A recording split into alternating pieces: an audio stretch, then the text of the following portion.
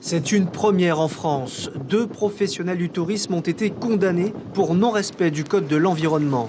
Agnès Benet est satisfaite. Mandatée par le procureur de la République en Polynésie française, elle est à l'origine de toutes les verbalisations relatives aux baleines. Le gros souci, ce n'est pas uniquement de se rapprocher, mais c'est de harceler l'animal. C'est-à-dire, de par notre présence et notre comportement, de modifier son comportement à lui. Si le baleineau, qui doit boire 400 litres à peu près de lait par jour, est interrompu sans arrêt par des actions humaines, ou si le baleineau et sa maman sont renvoyés au large, en les mettant face à leurs prédateurs, les orques qui chaque année attaquent des baleineaux sur nos côtes. Les 2 contrevenants travaillent ensemble. Ils se sont approchés trop près des cétacés en 2015 et ont publié des photos où ils touchent des géants des mers. Un acte totalement interdit. Ils ont avoué avoir agi dans le but de satisfaire leur clientèle. Une attitude fortement désapprouvée par leurs homologues, car la très grande majorité des professionnels et aussi des particuliers de Polynésie respectent la réglementation.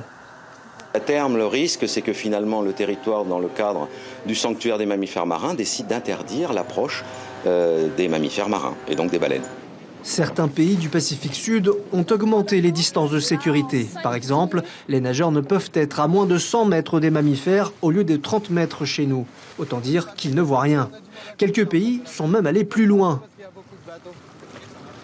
Dans les pays où le whale watching a une influence économique importante, comme en Australie, en Nouvelle-Calédonie, aux îles Cook et à Hawaï, nager avec les cétacés, dauphins et baleines est strictement interdit. Est-ce que c'est ce que l'on veut en Polynésie ? Rappelons que les baleines en Polynésie française sont généralement des baleines à bosse, une catégorie vulnérable dont il ne reste qu'1% de la population dans le Pacifique Sud. Elles viennent dans nos eaux pour se reposer, se reproduire, mettre bas et allaiter. Pouvoir les contempler est un privilège, sachons le préserver le plus longtemps possible.